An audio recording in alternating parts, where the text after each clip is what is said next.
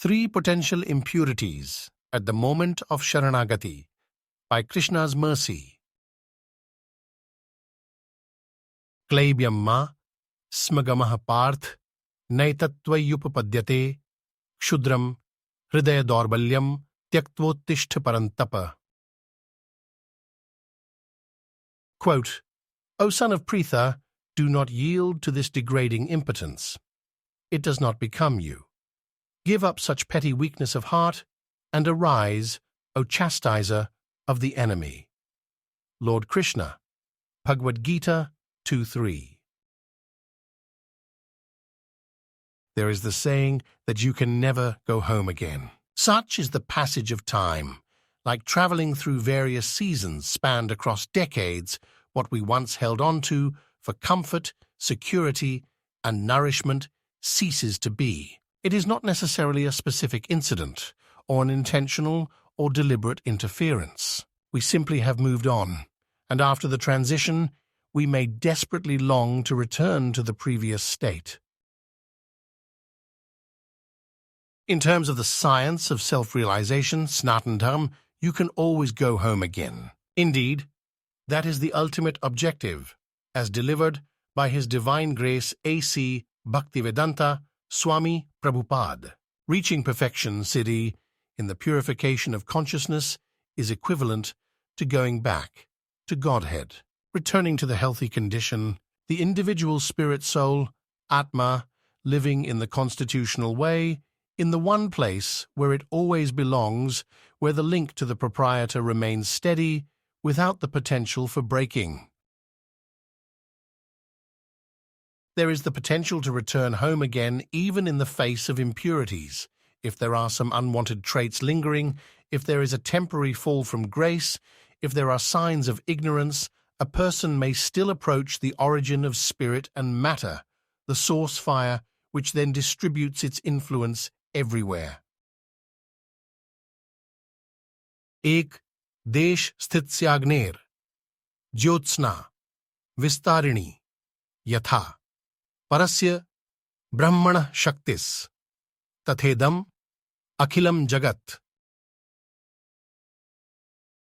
Quote, everything that is manifested within this cosmic world is but the energy of the Supreme Lord. As fire emanating from one place diffuses its illumination and heat all around, so the Lord, although situated in one place in the spiritual world, manifests His different energies everywhere. Indeed, the whole cosmic creation is composed of different manifestations of His energy. Vishnu Puran 1:22-52. We have the case study of Arjuna in the setting of the battlefield of Kurukshetra, with specific words serving as the predicate for the delivery of the sacred wisdom known as Bhagavad-gita. At the very outset, the teacher, in that instance, Sri Krishna, who also happens to be the reservoir of pleasure, the object of attention for the surrendered souls, noticed some impurities in the words of the disciple, Arjuna.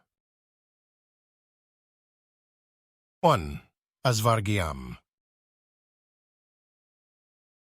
This is a negation of svargyam. The wise focus on the bigger picture.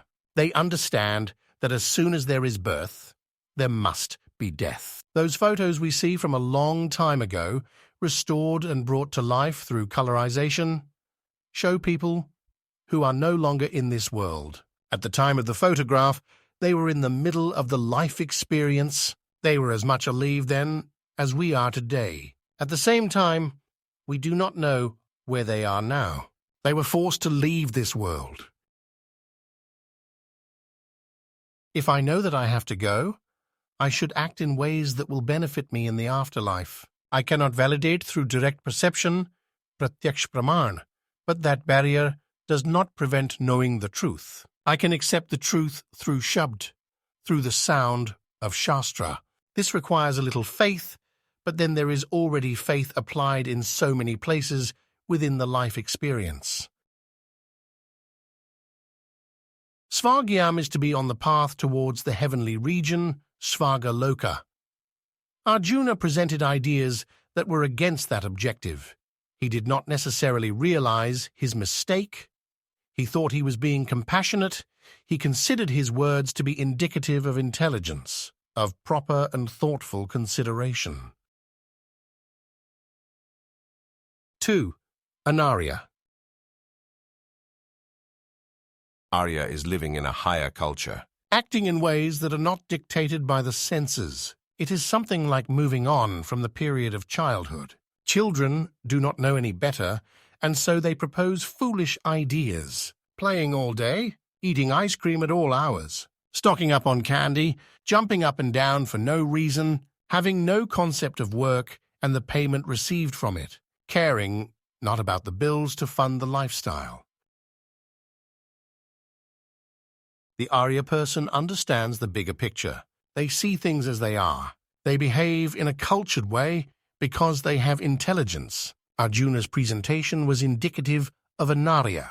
It was like he suddenly forgot the purpose to the Kshatriya occupation. It was as if he believed the lives of others could be perpetually preserved, that no one deserved punishment for the many injustices they previously committed.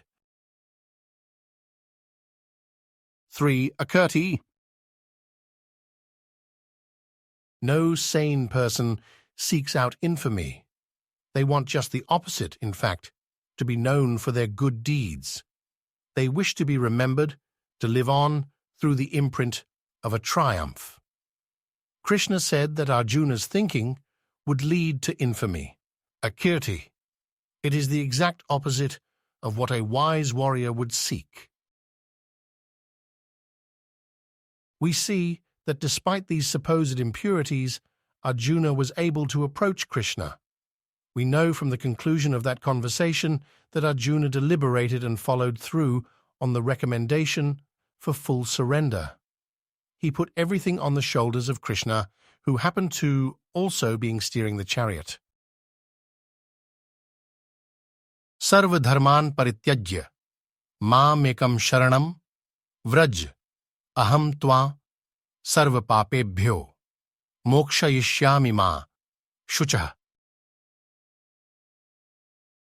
Quote, abandon all varieties of religion and just surrender unto me. I shall deliver you from all sinful reaction. Do not fear. Lord Krishna, Bhagavad-gita, 1866. A subtlety easily overlooked is that Arjuna actually surrendered at the beginning of the conversation with Krishna. He was completely vulnerable. He shared concerns and fears with an authority figure. He opened himself up to chastisement and ridicule. Krishna could have held that weakness against Arjuna, using it as a sort of bargaining chip to influence behavior. Yesham tva antagatam papam, jananam punya karmanam, te dvandva moha nirmukta, bhajante mam dridhavrataham. Quote, persons who have acted piously in previous lives and in this life, whose sinful actions are completely eradicated and who are freed from the duality of delusion, engage themselves in my service with determination. Lord Krishna, Bhagavad-gita, 7:28. Anyone who surrenders to Krishna in that manner has already exhausted their reactions in sins. Their supposed show of weakness is actually a strength, since they acknowledge that they cannot do everything on their own. No one can be more compassionate than Krishna, and no one is more blessed than the devotee who feels free to access that compassion and mercy, even when the entire world is counting on them to be brave and fearless. In closing, though from Arya to depart, actually surrendered at the start, admitted shortcomings his own, through that weakness shown, understanding could not do it alone, proper course not easily known. Arjuna, receiving instruction corrective, then followed Krishna's directive.